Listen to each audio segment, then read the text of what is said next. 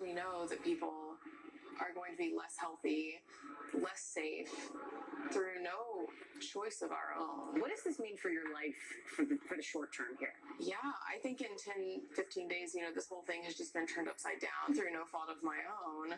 I don't know where my rent is coming from. Nearly 2.3 million civilians work for the federal government. 80% live outside of the Washington area. It has been chaos. After 10 years in the Navy, Andrea Galbraith shifted to a career in the federal government, at least for now. Nobody wants to work in this type of condition where we're going to be in a psychological warfare. For how long? Other federal workers, not revealing their names because of concern over retribution, described to NBC News fear and panic, an Orwellian nightmare.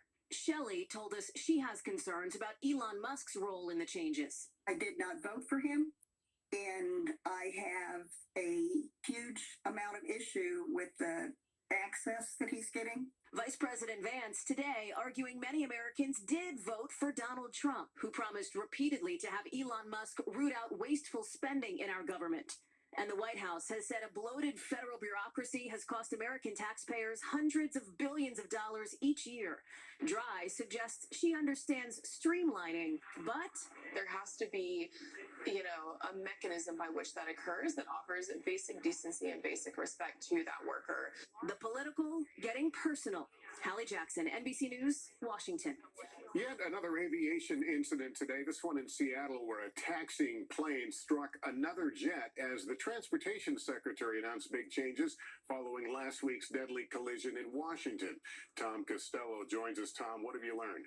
Yeah, the FAA and the NTSB are investigating what happened on the runway at Seattle SeaTac Airport. The wing of a Japan Airlines 787 sliced into the tail of a Delta Airlines 737, waiting to be de-iced. Delta says there were no injuries, and 1 week after that fatal crash at Reagan National Airport, the FAA says it will no longer allow a helicopter and civilian aircraft to share the same airspace at the same time around Reagan National Airport.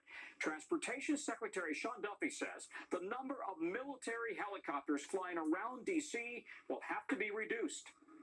If we have generals who are flying in helicopters for convenience through this airspace, that's unacceptable. Get in a damn Suburban and drive. You don't need to take a helicopter. Yeah, Duffy says the administration is working to staff up air traffic control facilities, and Elon Musk says his DOGE team will make rapid safety upgrades to the air traffic control system. His words, Lester. All right, Tom, thanks. A suspect is under arrest tonight on a charge of aggravated murder after a mass shooting at a warehouse in New Albany, Ohio. Maggie Vespa reports on the moments of horror and the heroism revealed in 911 calls. Tonight, a 12-hour manhunt for Bruce Reginald Foster III, the employee who authorities say unleashed a deadly targeted attack inside this Ohio cosmetics plant, ending with a dramatic arrest near Ohio State's campus. I'm strong arm, and if you guys know I'm going to bleed out, please. Newly released 911 calls appearing to be from victims detailing the horror. I've been shot on my neck, and my blood body is on the floor, but I took the gun away from the hip. My body is just shot on the floor. He's on down on the floor. Okay, is he breathing? I don't know. I've been shot. I can't. I'm putting pressure on my neck. I can't breathe too. Come on. Okay. Stop. 5 people were hurt, 1 killed. Authorities not releasing names and confirming they recovered a handgun at the scene. They say Foster had been on shift for hours before opening fire around 10:20 last night. His motive still unclear. Do you think he targeted those 6 people, or do you think they were just around when he started shooting? I think we're beginning to get a picture of that.